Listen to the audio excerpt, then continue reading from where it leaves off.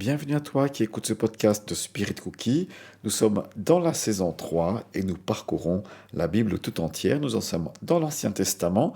Le podcast précédent, je vous ai parlé simplement du livre des rois et maintenant on aborde les livres des chroniques. Rappelez-vous, si nous avons deux livres des chroniques dans nos Bibles, à l'origine, il n'en faisait qu'un. Dans la Bible hébraïque, c'est-à-dire qui contient en gros que l'Ancien Testament, ce livre s'appelle Paroles, tout simplement.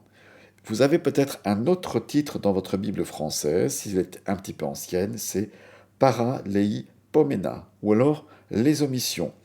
Eh bien, dans ce livre, il est intéressant de voir que c'est un mini Ancien Testament que sont les chroniques, où on va parcourir une bonne partie de l'histoire d'Israël. Qui en est l'auteur? Alors, la tradition rapporte que c'est Esdras, le scribe, qui l'a probablement rédigé. Esdras est un contemporain de Néhémie. Et Esdras était un scribe qui était versé dans les Écritures, qui respectait Dieu fortement et qui a été un leader important. Alors, à quel moment se déroule l'histoire? Eh bien, on peut dater assez précisément qu'on est vers l'année 450, peut-être un petit peu moins, vers 400. Voilà, c'est une période autour du 5e siècle.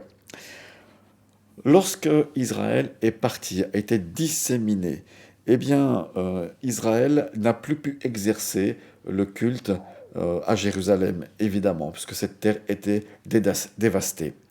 Ce qui s'est passé, c'est qu'une vie spirituelle s'est développée en Babylonie, par exemple.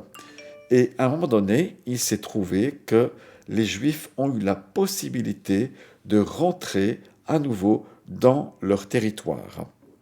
Et le livre des Chroniques raconte comment les générations nouvelles sont rentrées dans leur territoire et comment il a fallu rétablir, rebâtir le temple grâce à Dieu, grâce à la providence divine.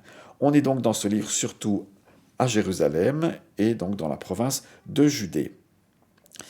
L'auteur couvre toute l'histoire d'Israël depuis Adam jusqu'à l'édit de Cyrus, autorisant la reconstruction du temple, et c'est vraiment là que l'on peut dater le retour, à partir de ce moment-là, que l'on peut dater le retour des Juifs dans leur terre promise.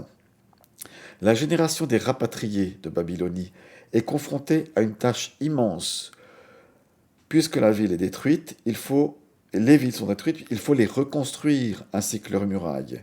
Et bien sûr, Jérusalem est à rebâtir. Il faut aussi organiser le temple et le culte qu'il faut rendre à nouveau à l'Éternel. Tout est à mettre en route, la vie sociale. Et les générations qui sont là, qui n'ont pas connu la terre d'Israël, ont besoin de découvrir ou de redécouvrir ce que c'est que adorer Dieu. Chacun est bien disposé pour cela. Cet arrière-plan que je viens d'expliquer permet de mieux comprendre ce qui a poussé le chroniqueur, donc c'est l'auteur des livres des chroniques, à réécrire l'histoire de son peuple, non pas en tordant l'histoire, mais en abrégeant certains événements, qu'ils soient positifs ou négatifs. Ce livre commence par des généalogies. Lorsqu'on l'ouvre, il s'enracine donc dans le passé pour donner du sens au présent et un avenir joyeux à tout Israël. Ces généalogies soulignent d'autre part l'importance de la famille, du lien avec son ascendance, de l'intégration dans le peuple de Dieu, de la continuité avec l'histoire d'avant l'exil. C'est le même peuple qui continue, bénéficiaire des mêmes grâces, de la même fidélité de Dieu. C'est pourquoi les chroniques choisissent dans l'histoire ancienne de ce peuple ce qui révèle la fidélité de Dieu à ses promesses, sa souveraineté sur les événements, sa puissance qu'il déploie en faveur de ceux qui lui obéissent. Alors, est-ce que le peuple est réduit à la tribu de Juda? Peu importe, en tout cas, c'est Juda que Dieu a depuis longtemps choisi pour porter son nom. Le peuple n'a plus de roi, qu'importe, Dieu est son roi. La véritable gloire d'Israël, c'est la théocratie, le gouvernement de Dieu. Les rois fidèles n'étaient que ses lieutenants. L'unité du peuple juif, c'est Jérusalem, et son culte unique, celui qui fut ordonné par Dieu et confié à la direction des descendants de Lévi et d'Aaron. 1 Chronique 6. Ce temple, reconstruit par le biais d'un édit impérial perse, assure la continuité d'Israël. Voilà ce que je voulais vous partager par rapport au livre des Chroniques. Il faut retenir que durant cette période-là, Israël est tout de même sous la domination perse. Il n'est pas libre de ses mouvements, néanmoins, le culte est à nouveau rétabli.